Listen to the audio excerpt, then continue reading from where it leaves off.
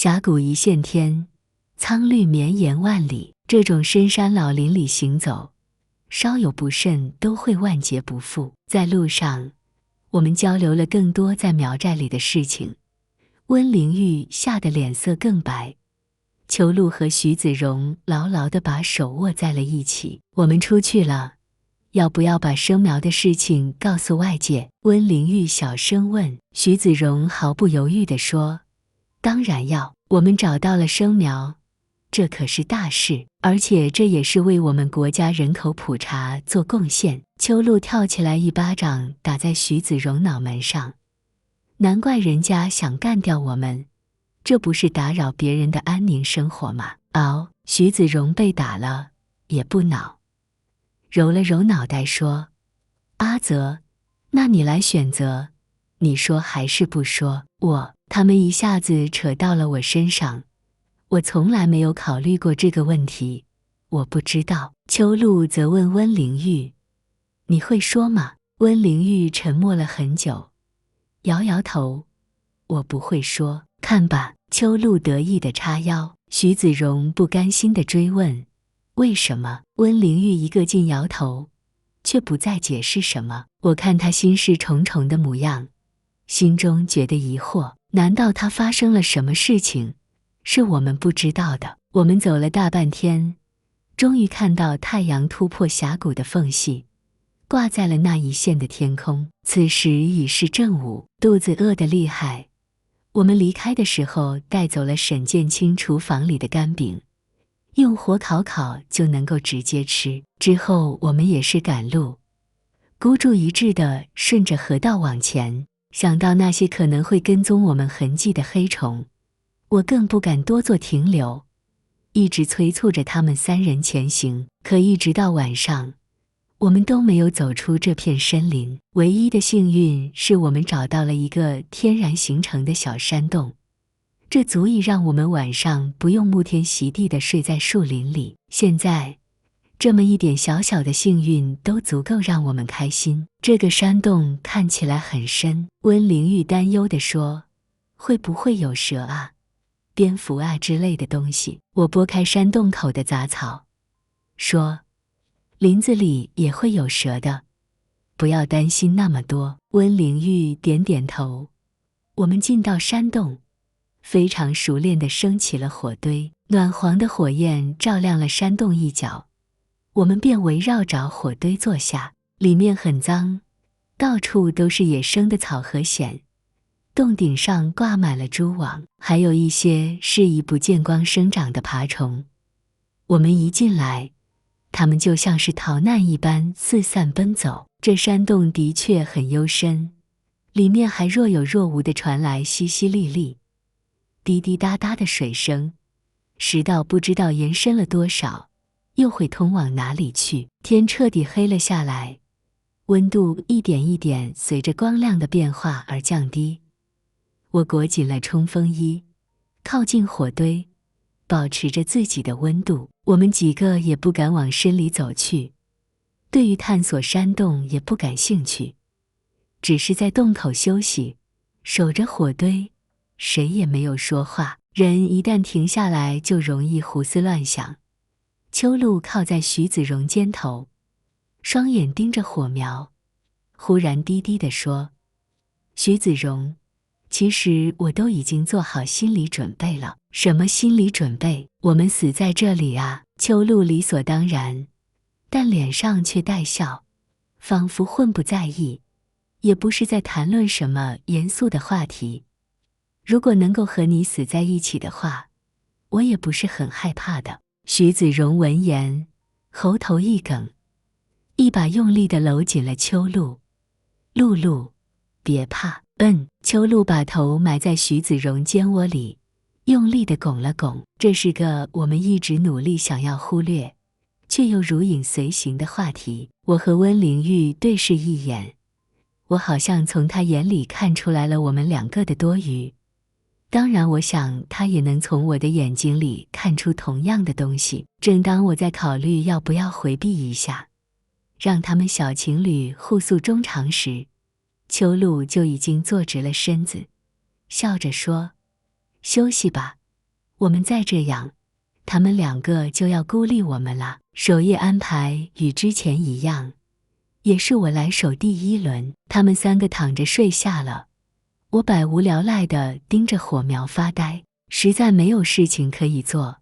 我低头忽然发现冲锋衣下，衬衣的胸口口袋鼓鼓囊囊的，我摸出来一看，居然是之前沈建清送给我的驱蚊香包。香包是素白的颜色，味道已经没有他给我时那么重了，只有凑到鼻尖才能闻到一股淡淡的药香。既然都离开了，留着他的东西做什么？我抬手准备把香包丢进火里，可手伸出去，却迟迟狠不下心来。我凝视着香包，脑海里不由自主地浮现出沈建清的脸。他送香包给我时，脸上倔强的表情，深邃的眼眸和里面蕴藏着的沉沉的情意，还有他离开时挺直的脊背和劲瘦的腰身，那些原本我忽略的、没有注意的、没有放在心上的细节，都全部涌上心头。他是怎么样的人？我该相信他所展现出来的，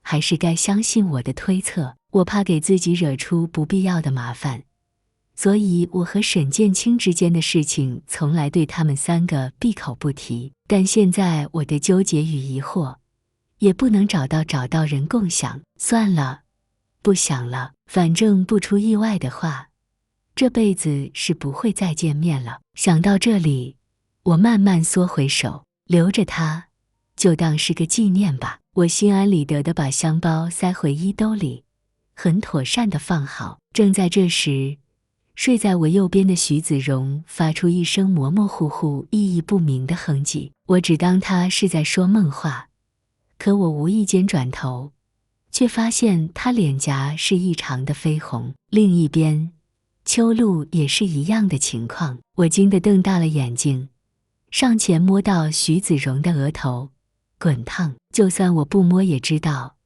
秋露现在的情况绝对也是一模一样的。他们两个又发起高烧来了。徐子荣，徐子荣，我摇了摇徐子荣，可他却像是陷进了什么渺远的幻境里，除了发出几声呻吟，神志却不能清醒过来。秋露，醒醒！我不死心地拍了拍秋露，也是一样的。两人已经烧得神志不清了。奇怪，两人白日里明明已经恢复了健康，怎么现在又同时发烧？我的动静惊醒了睡眠前的温玲玉，她睁开朦胧的眼睛，问：怎么了？告换班了吗？他们又发起烧来了。温玲玉脱口惊呼：又发烧？这绝对不正常。我和温玲玉对视一眼，但究竟是什么原因，我们两个也不知道。从昨晚开始就这样，而且是同时发烧，天一亮又同时退烧，这不像是巧合。温玲玉的话提醒了我，昨晚发生了什么？砍火星仪式，砍火星仪式。两个怪异的身影蓦然浮现在我的脑海，那两个苗民还有他们的酒，这是我唯一能够想到的不对劲的地方。当时我并没有看错，也没有多想，他们的确在竹林里鬼鬼祟祟地朝酒里投放了东西。可我和温玲玉也喝了酒啊。不，温玲玉没有喝，她的酒被打翻了，没有入口。而我，如果真的是因为酒，那为什么我没有事？现在不是想这些的时候。我对温玲玉说，现在还是想办法给他们降温。温玲玉哭丧着脸，外面那么黑，我们去哪里找水？先不说天黑难行，这里是深山老林，一路走来没有一条溪流，而峡谷中间的河水离岸很远，两壁陡峭险峻，要取水根本不可能。我顿了顿，忽然想到了什么，说：山洞里面有水声。零零的滴水声间歇性地响起，或许是我们待得太久，习惯了它的存在，一开始竟忽略了它。温玲玉扬起眉毛，差点忘了。我说：我进去看看，弄些水出来，你在外面等我。温玲玉担忧道，里面会不会有危险？这种阴冷潮湿的地方，正是因为不知道有没有危险，所以才不能让你一个女孩子跟着进去。我说着，裹紧了冲锋衣，转身从火堆里捡起一根燃烧的长树枝作为照明工具，也就没有看到温玲玉脸颊上升起的2团红云。把水瓶放进冲锋衣宽大的口袋里，我试探着往山洞里面走。在外面的时候没有想到，这山洞竟比想象还要幽深，越往里走，温度越低，身体因为自我的保护机制而生出密密麻麻的鸡皮疙瘩。我这个不速之客的到访惊起了无数山洞里的原住民，但我很幸运，没有一个向我发起攻击，他们在我到来之前就躲避开来，四散溃逃。树枝能够照亮的地方有限，前面依然是漆黑不明，水声的来源也迟迟没有发现。我慢慢地行走了1分多钟，越走越心惊。未知的前路总是容易点燃人的恐惧心理，我甚至有1秒钟想要不顾一切地反身跑回去。在我全面被恐惧击败之前，水声终于离我很近了。我伸长了手，只见在前面不远处，山壁上有一块突出的部分光滑如镜，默认文本不断有水流从洞顶泌出，撞在那凸起处，然后水珠才跌下地面，形成一个小潭，发出清脆的声音。太好了，终于找到了！我心里一喜，从口袋里掏出水瓶，抬脚要走过去，却没防备，脚底一滑，失重感让人不安。我脚边竟然有个天然的洞坑，发现水源的欣喜让我放松了警惕。在黑暗的掩护下，我根本没有注意到脚下竟有个洞坑。我抬脚往前，却正踩着洞坑光滑的边缘，一时重心失衡，身体不受控制的侧倾，想要扶住什么已经来不及了。双手徒劳地在空中挥舞2下，只抓住了轻飘飘的空气。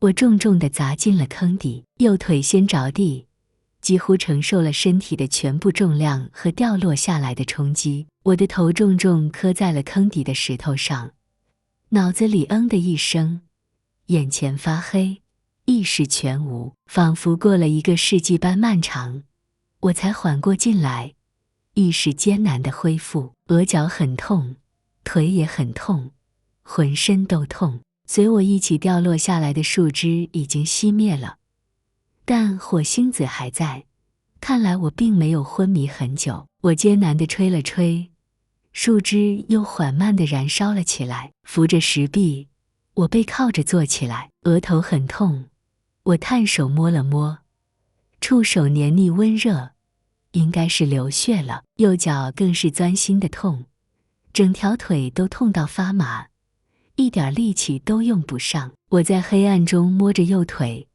惊觉脚踝处骨节错开，应该是断了。真是倒霉，居然没有看清脚下的坑。我暗恨自己没用，但现在想这些已经无济于事。歇了一会儿，深深吸了口气，尝试着站起身。好不容易站起来，在漆黑一片中，借着那一点火星，勉强看出这坑约莫2米多深，两臂光滑。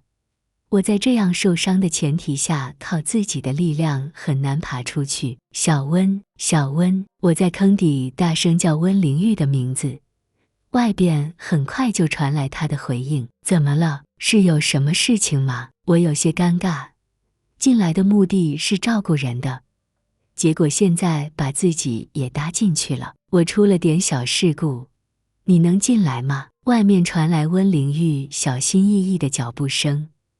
约莫2分钟后，他也来到了近处。你小心，这里有个深坑。温玲玉的动作顿止，好险，差点就踩中了。李玉泽，你在坑里。我无奈地说，是。空气静默了一瞬，温灵玉探着火把来看我，担忧道：“你受伤了吗？”我更加无奈：“是，我拉你上来。”说着，他向我伸出手，但坑洞实在太深，他探着手我也抓不住，更何况她这样的小姑娘怎么可能会拉得动我？你拉不动我，你先打水回去照顾他们，我没事。温灵玉咬唇，艰难地应了。我听到她窸窸窣窣的声音，应该是打了水。李玉泽，你等着我们，等徐子荣好了，他就来拉你上来。我靠坐在坑底，冲他露出个勉强的笑容。四周很快又恢复了黑暗，只有一室泠泠水声与我作伴。山洞里温度很低，冲锋衣都不顶事。我忽然听到了咯咯咯的声音，迟钝的脑子很久之后才反应过来，那是我冷得直哆嗦，牙齿相撞的声音。身体在极度寒冷的环境下，会不由自主的哆嗦，这是人体的自然保护机制。我裹紧了冲锋衣，却不小心扯动了右腿的伤，顿时疼痛揪心，让我冷汗直冒。太冷了，我实在太冷了。山洞里简直想要结冰，把一切都冻住。还是睡一会儿吧，我模模糊糊又自欺欺人地想着，睡着了就不会那么冷了。我蜷缩起身子，歪倒下来，闭着眼睛，意识很快就模糊起来。恍恍惚惚之间，我好像又回到了那座孤零零的吊脚楼里。我坐在木床上，明亮如水的月光从小窗倾泻而入，在地板上映出一个清浅的影子。山风也从窗口灌了进来，我拉着被子也无济于事，浑身冻得难受，从骨子里透出冰凉。我起身去关窗，却忽然发现窗口有什么黑漆漆的东西。我定睛一看，竟然是那些黑色的虫，它们成群结队从窗口爬入，如黑色的浪潮，不计其数。我吓得连连退步，腰身撞到墙壁，暗暗生痛。那虫子从窗口涌入，整个屋子宛如不堪重负般的摇摇欲坠，太可怕了，它们会吞噬我。脑子里出现这个想法，我拔腿向着大门而去。一开大门，一张白皙的脸骤然闯入我眼中。沈剑清，他静默地立在门口，面无表情，一双眼睛在夜色里黑沉沉的，一根银饰垂在他发间，衬着他面庞更加俊美妖冶。他盯着我，声如凤鸣却冰冷刺骨。李玉泽，你要去哪里？那目光太可怕了，黑沉沉的，看不到瞳孔，像是某种失去理智的野兽。我下意识要关门，可他却长臂一伸，挡住了大门。后有黑虫，前有沈剑清。忽然我腿上一痛，低头一看，一只黑色的虫正狠狠地咬在我的右脚踝骨上，四足还扒着我的脚，用力地钻着。啊！我痛得跌坐在地。沈剑清又上前一步，机械又冰冷地重复：李玉泽，你要去哪里？他居高临下地俯视我，像俯视一只虫子，紧紧逼问：李玉泽，你要去哪里？李玉泽，你要去哪里？李玉泽，李玉泽，李玉泽。耳边的声音从冰冷转为关切，从近前转为遥远。我好像跌进了迷雾之中，四处摸索，艰难地顺着声音的来源走去。黑雾渐渐散去，一点遥远的红光越来越近，我奋力向着那一点光亮奔去。耳边的声音终于变得真切：李玉泽，李玉泽，你快醒醒！我艰难地睁开沉重的双眼，四周火光耀耀。徐子荣、秋露和温灵玉在洞口看着我。你们都来了。我坐起身，脑袋昏昏沉沉的，一动就眩晕不止。你没事吧？温玲玉关切地问。昨晚我没看清，你摔伤好重，我不想他们可怜我。逞强说。还好，没有这么严重。秋露自责地说。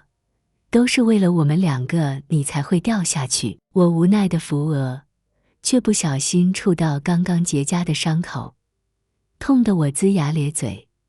你们别围观了，还是先拉我上来吧。徐子荣赶紧上前来，伸手向我。我艰难地爬起来，右脚点着，将捉住他的手。徐子荣双手一紧，用蛮力把我生生从坑里拔了出来。你还能走吗？徐子荣皱着眉。你的手好烫。我摇头。应该是不能走了，我的踝骨断了。徐子荣架着我的胳膊，扶着我往外走。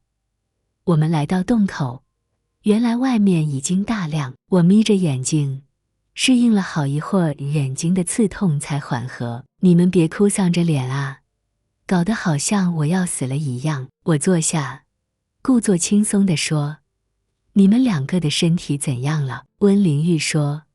和之前一样，天一亮烧就退了，而且感觉很正常，没有任何不适。徐子荣补充。但秋露和徐子荣对视一眼，都露出心有戚戚的表情。一次是巧合，2次就绝对不是了。那天的酒可能有问题，我不是很确定，但眼下重要的是赶紧走出去，让他们做一次全面的身体检查。我们还是太大意了，那群生苗对我们没有善意。你们快点走吧，只有出去了才能找到生病的原因。温玲玉说。你呢？我深吸一口气。我现在不能跟着你们走了，我的腿这样，走不远不说，还是你们的负累。不行，我们是一起来的，怎么可以抛下你先走？温玲玉眼中盈然有泪。秋露也说。你是为了照顾我们才受伤的。对啊，丢下你在这里，我们也太不是人了。徐子荣说着，半蹲在我面前。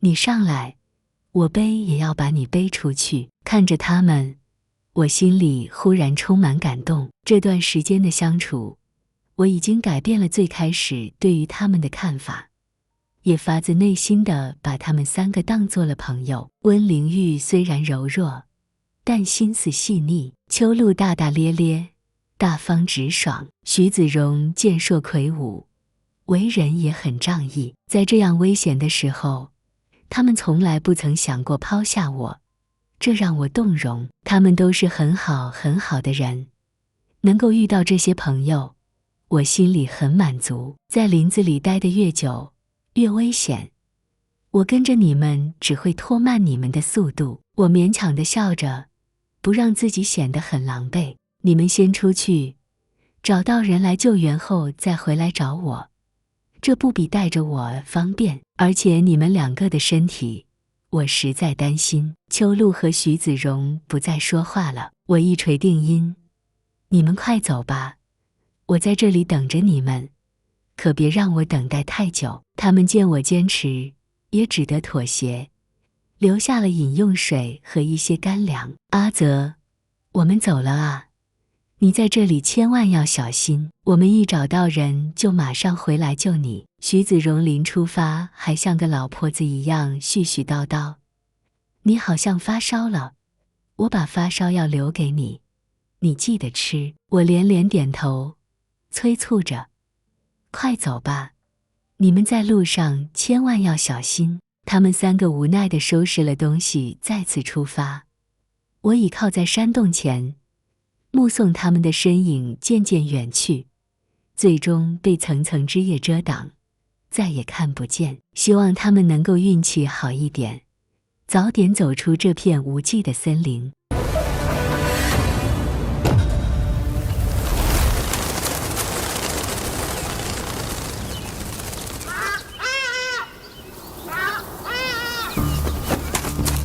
我操，不是吧？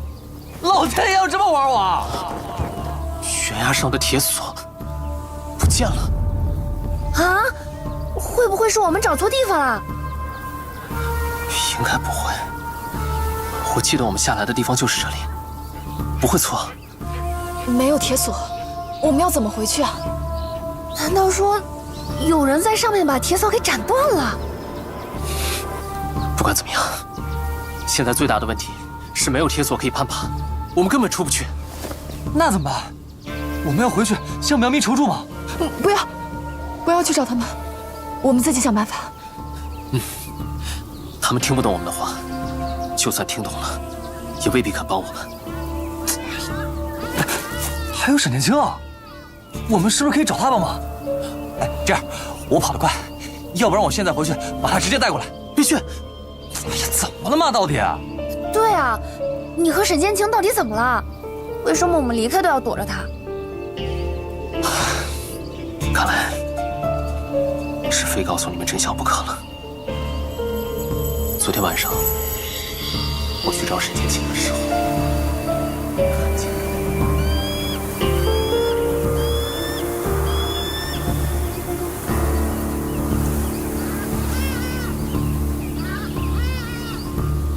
事情就是这样，因为太过诡异，所以我本来打算到了安全的地方再告诉你们。难怪你不让我们跟他道别。操，真邪门啊！那些虫子都是他操控的，那岂不是？对，我们很可能一开始就被盯上了。我们的迷路也很有可能是他造成的。我再试试。天哪！不信了，哥们儿玩过攀岩的，我的唯物主义世界观都要崩塌了，这也太匪夷所思了。徐子荣，别试了。这山壁上都是苔藓，徒手不可能爬上去。果然不行，太滑了，使不上力啊。那现在怎么办？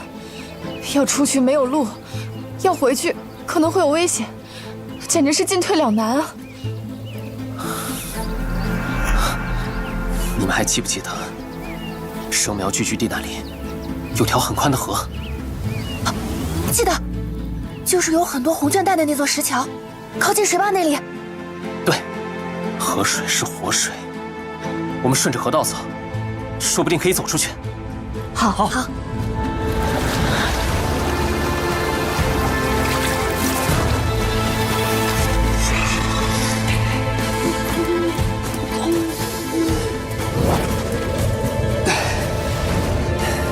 幸好这里有个山洞，咱们今天就在这里休息吧。好。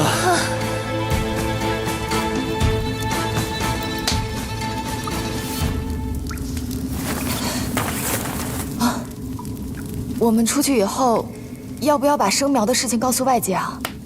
当然要了，我们找到了生苗，这可是大事儿，也是为我们国家人口普查做贡献呢。难怪人家想干掉我们，你这不是打扰别人的安宁生活吗？哎，驴子，你来选，说还是不说？我不知道。要说吗？不说的话，我们吃的这些苦就没有了意义。但如果说的话，沈建清的生活会不会……小玉，你会说吗？我不会说的。看吧，小玉的想法果然跟我一样。为什么呀？我不知道怎么说，但我就是觉得不应该说出来。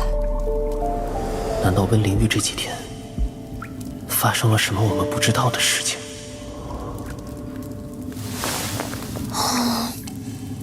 徐子柔，其实我都已经做好心理准备了。什么心理准备啊？死在这里的心理准备啊！如果能够和你死在一起的话，好像也没那么害怕。洛洛，别怕。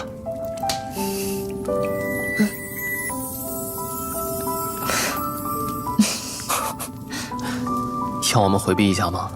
哎，不用不用，咱们4个快点休息吧。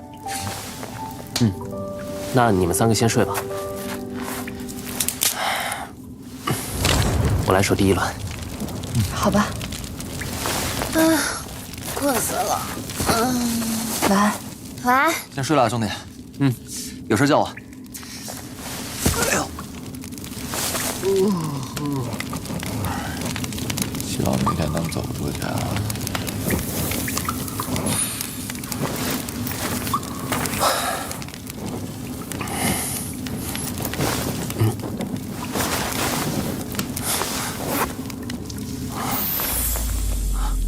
冲锋衣的口袋里还装着沈剑清送我的驱虫香包，应该是昨天收拾东西的时候顺手塞进去的。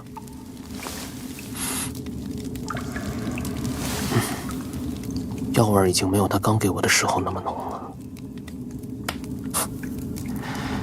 既然都决定离开了，还留着他的东西干什么？可是，这个香包是你自己缝的？缝的不好，但是很有用。拿着吧。谢谢。这个香包一定要随身带，记住了。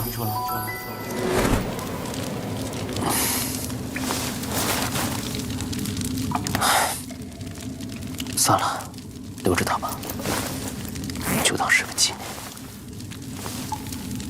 反正不出意外的话，这辈子都不会再见面了。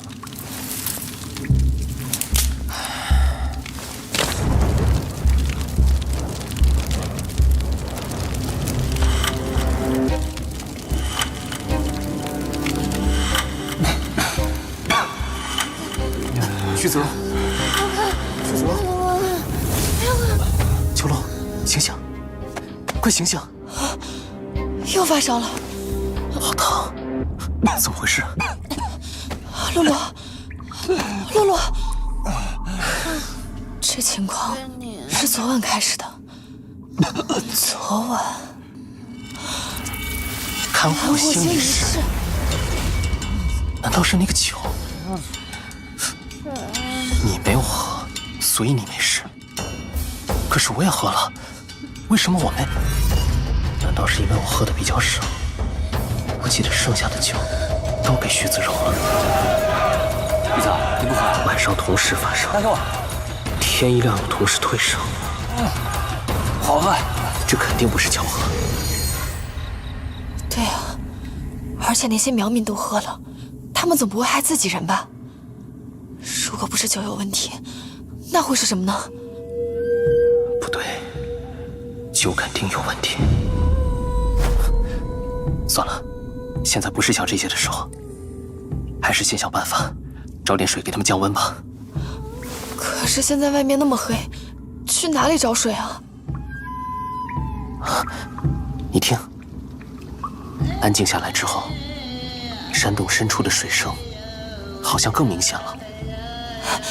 对啊，都听习惯了，差点忘了。我去看看，弄点水出来。你在外面等我。哎，我跟你去吧，里面不知道会不会有危险。就是怕有危险。所以我一个人去，你别跟来了。哎，水壶给我。好，那我留在这里守着他们，你小心啊。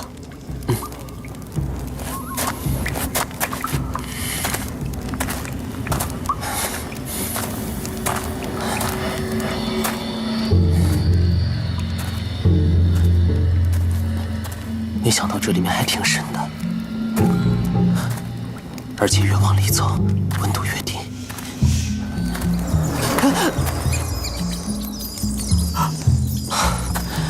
原来是老鼠。希望这里真的有水源吧。如果只是顺着山壁渗进来的一星半点，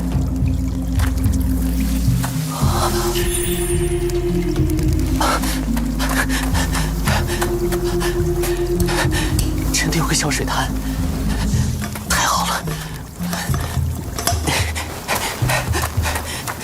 徐子荣他们有救！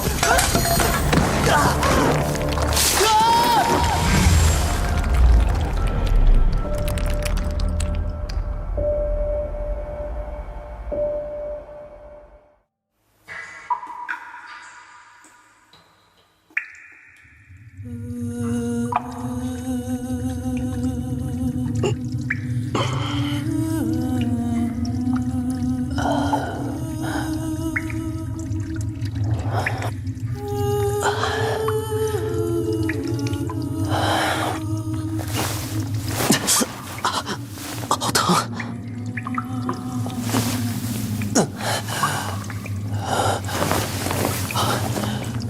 刚才掉下来的时候摔到右脚了，不行，可能骨头断了。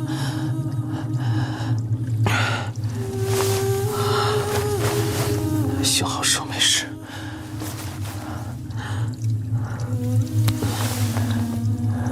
额头流血了。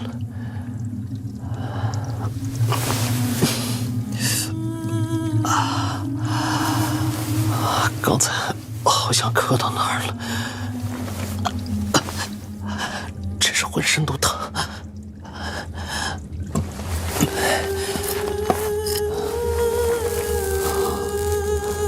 火把上的火星子还在，看来没活命太久。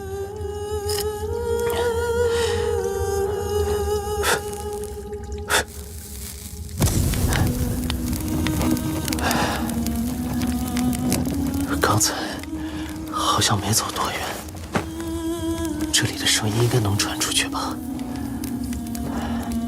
小温，小温，温灵玉，温灵玉，李玉泽，李玉泽，是你吗？怎么了？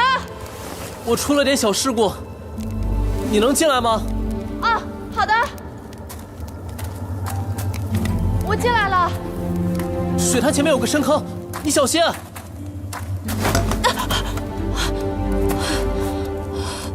好险，还好你提醒了一句。李玉泽，你在下面吗？是，我不小心掉下来了。你受伤了吗？脚受伤了。来，我拉你上来。这洞太深了，你够不到，况且你也拉不动我。你先打水回去照顾他们，我没事。哦，刚才我把水壶吊在上面了，你摸摸看能找到吗？好。我刚才好像不小心踢到了，哎，找到了，我现在就打水。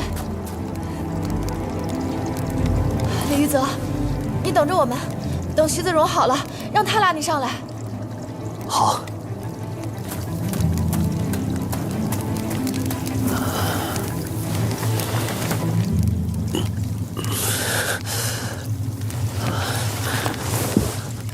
好冷。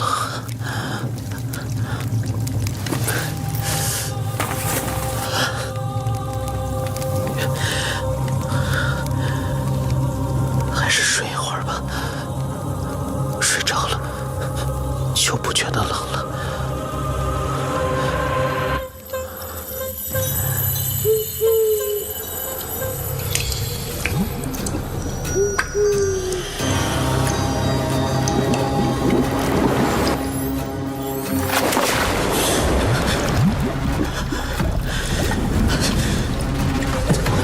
神间强加怎么这么冷？被子也不顶用，不行，要起来关一下窗。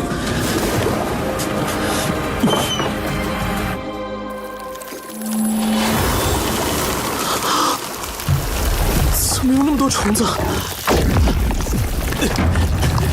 别过来！别过来！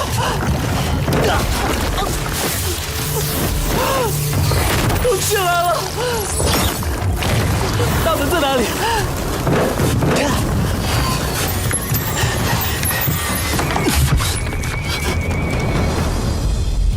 沈剑清，李玉泽，你要去哪里？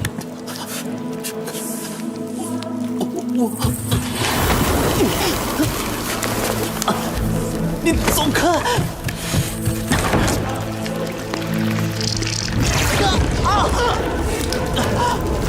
好疼，虫子在咬我。沈剑清，李玉泽，你要去哪里？李玉泽，李玉泽，李玉泽，李玉泽，李玉泽，沈剑清，你放开我！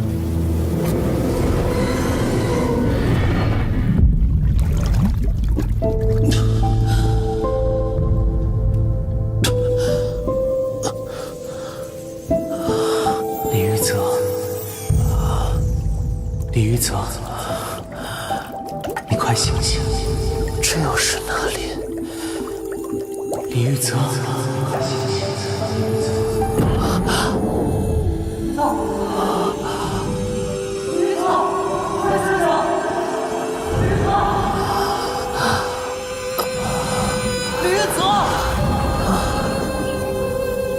我在哪里？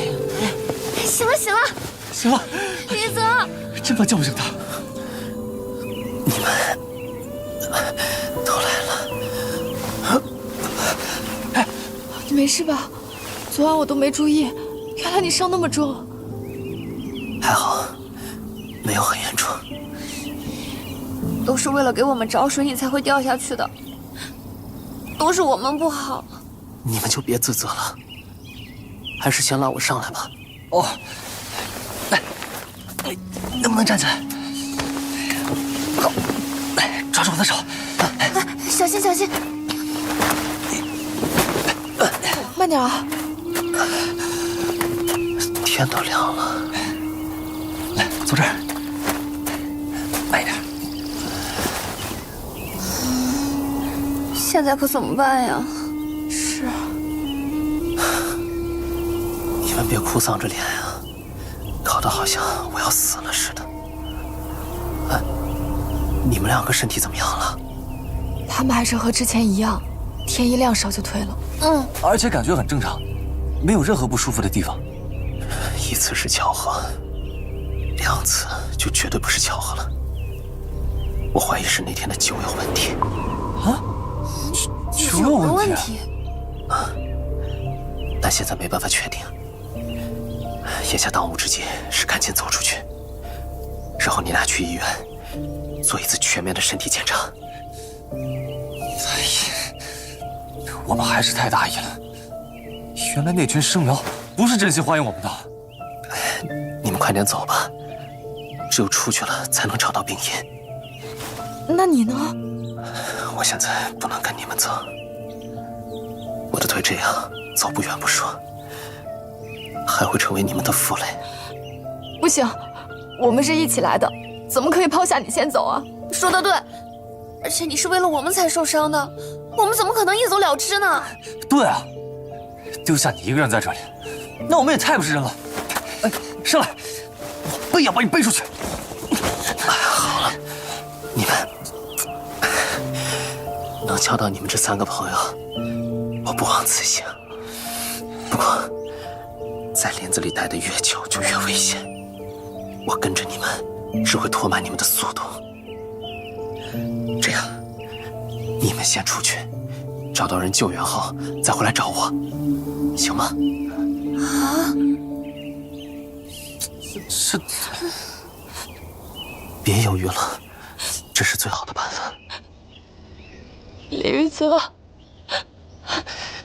你们快走吧，我就在这里等着你们，可别让我等太久。那我们，你们放心，我在这儿可以的。好吧，我们找到人就马上回来救你。玉子，你一定要等我们。你要小心啊！走，玉子，等我们。玉泽，你一个人要小心啊！我们会马上回来的。希望你们运气好一点，早点走出这片森林。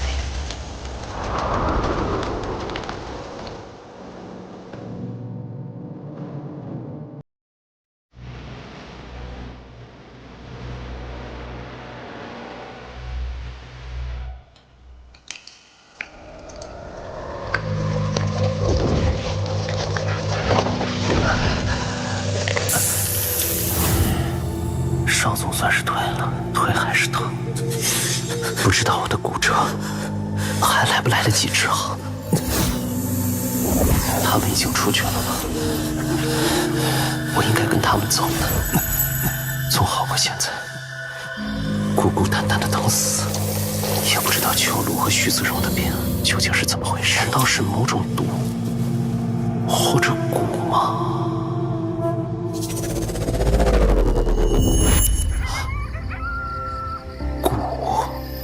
我听说苗人会下蛊，这不会就是你的蛊中吧？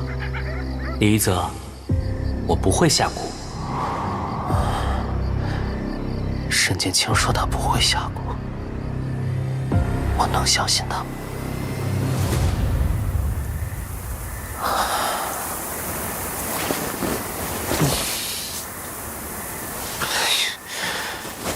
如果早知道会死在这里，还不如……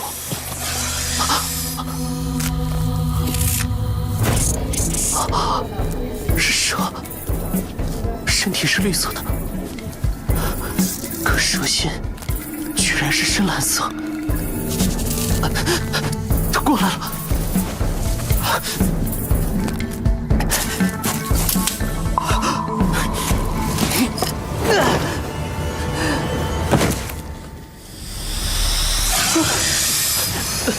糟糕，彻底激怒他了。手也没有东西了，我要死在这儿吗？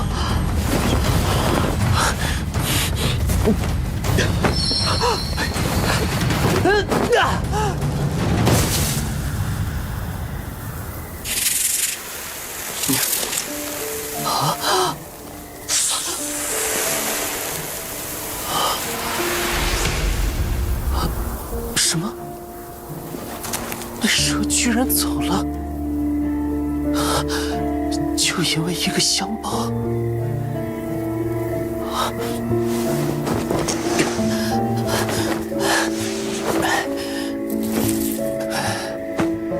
没想到这个香包在关键时刻还能救我的命，怪不得沈剑清让我一定要随身携带，还是赶紧收好。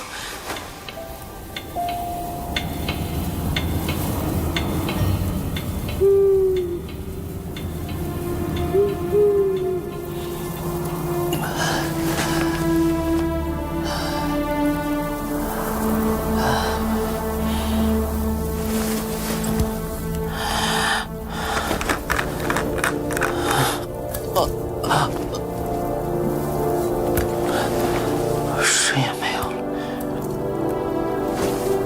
就算我死在这里，也没有人会伤心的。反正连我的爸妈也不管我。不是跨省演出就是出国交流，家里的事你管过吗？你还知道自己有个儿子吗？李大教授，你跟你那个女助理眉来眼去的，以为我是瞎子吗？可算给你找到理由离婚了是吧？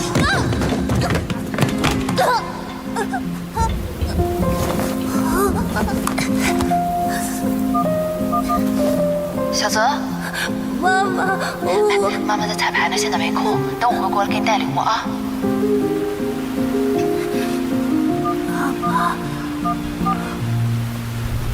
你好，你所拨打的电话已关机。Sorry，这是工作电交流。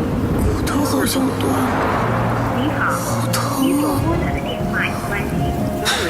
妈妈出国了，其实这样也挺好。爸爸也不接电话。我就算死了，也不会对他们的生活造成什么困扰。要死了吗？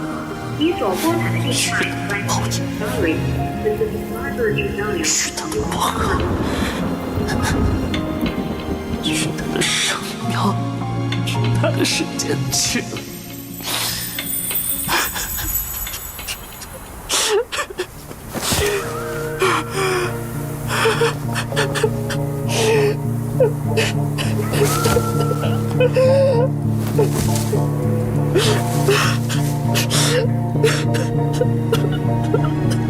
再这样下去，还不如就被毒蛇一口咬死，好歹死个痛快。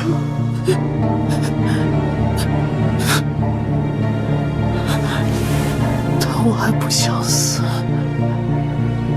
我还这么年轻。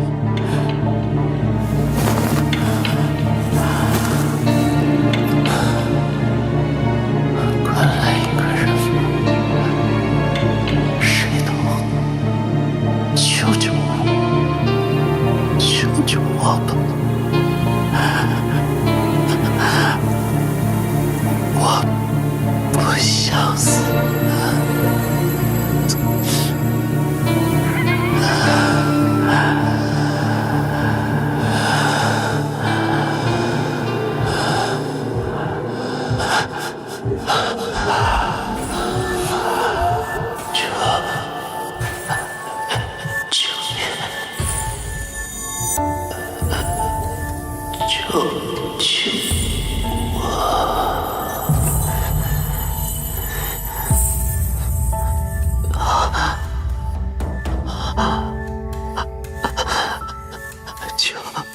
救命！救救我！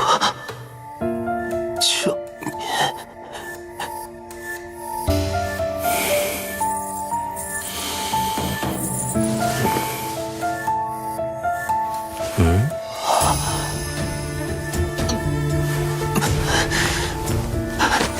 沈姐姐，救我！救我！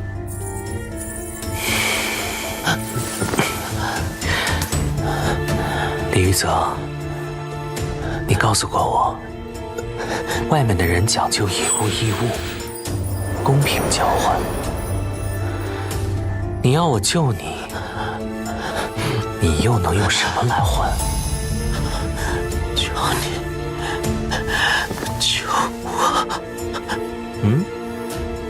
你要拿什么跟我换？我有钱。钱，这个东西对我来说没有用。沈姐姐，我只要你。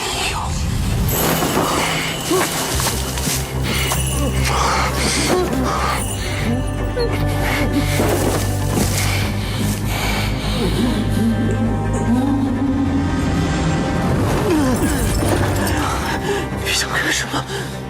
你疯了吗？我想干什么？李玉泽，你那么聪明，难道猜不到吗？你不要过来！不要过来！你退啊，再退啊！后面没有路了，你还能退到哪里去？啊？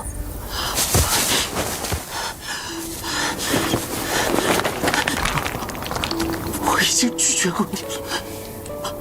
我不喜欢男人，我不是。李玉泽，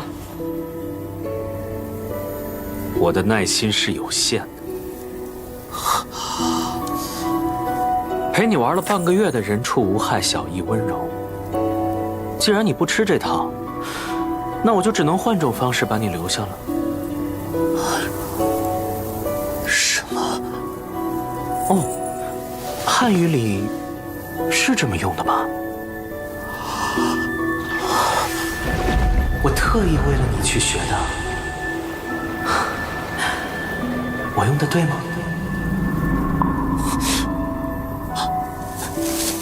你怎么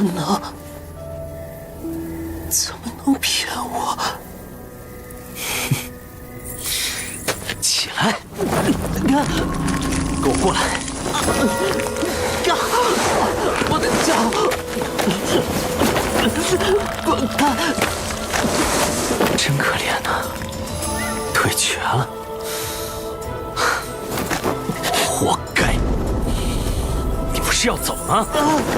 那就走啊！走啊！走啊！年轻，要带我去哪里？啊！我走不动了，你别这样，沈年轻。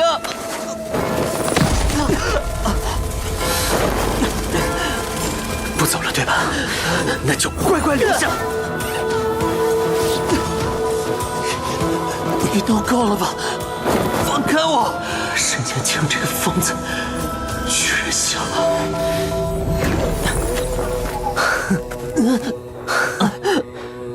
我才没疯，不是你要我救你吗？我只是要一个公平而已。脱我的手！沈年轻，你别这样，我们好好说。你知道吗？上次给你擦药的时候，我就想这么做了。什么？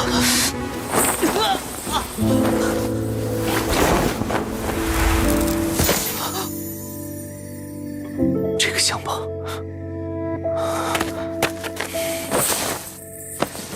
原来你一直贴身带着，上面还有你的体温。有了。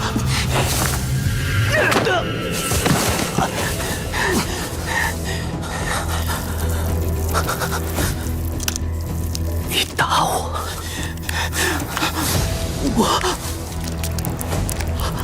他的额头流血了。你走开！想跑？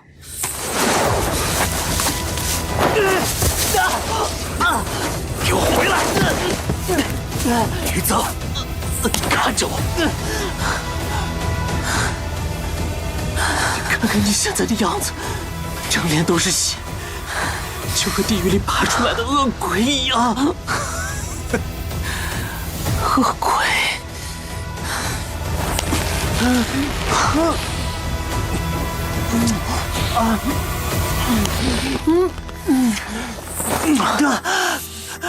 咱们两个现在谁也别嫌弃谁了。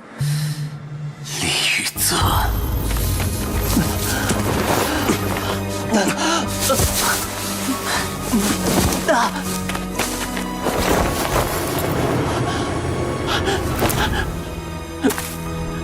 你要做什么？难道你想在这里？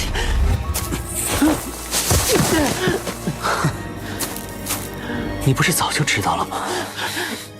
沈年轻，你不可以，你别过来！你喊吧，看看除了我，还有谁会来救你？看着疼，没有人会来的，只有我能救你。年轻，你还可以叫得再大声一点，李玉泽啊！我喜欢你的声音。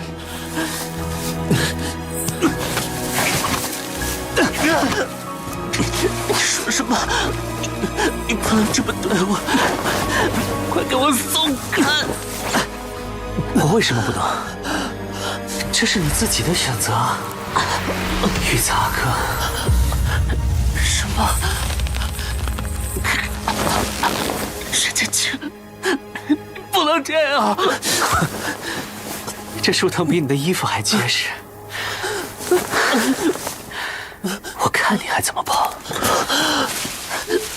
沈剑清，我们以前不是很好吗？我们可以继续做朋友，可以忘掉今天的事，当做什么都没有发生过。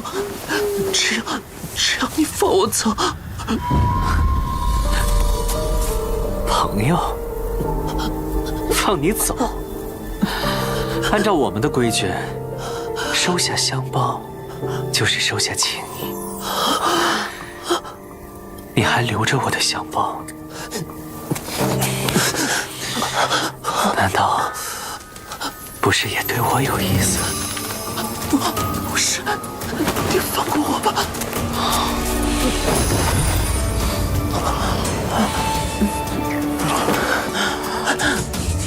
你有误会，我没有。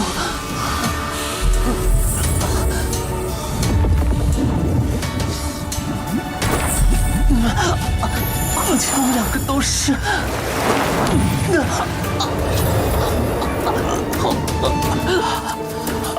沈剑清，你不可以。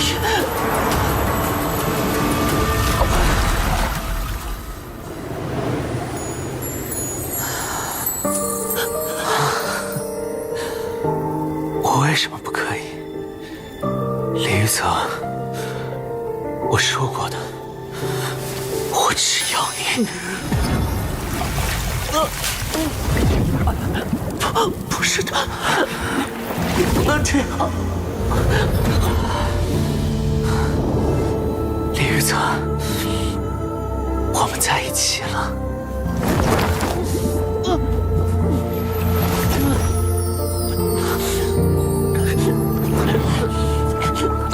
你这个疯子！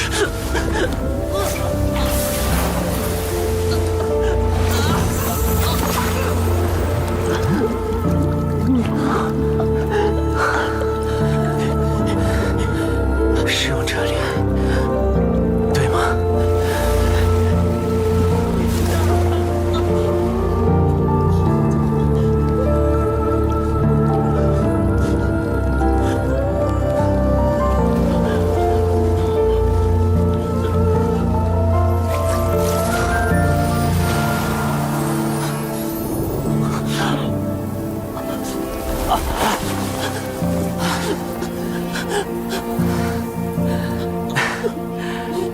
玉泽阿哥，你真好看，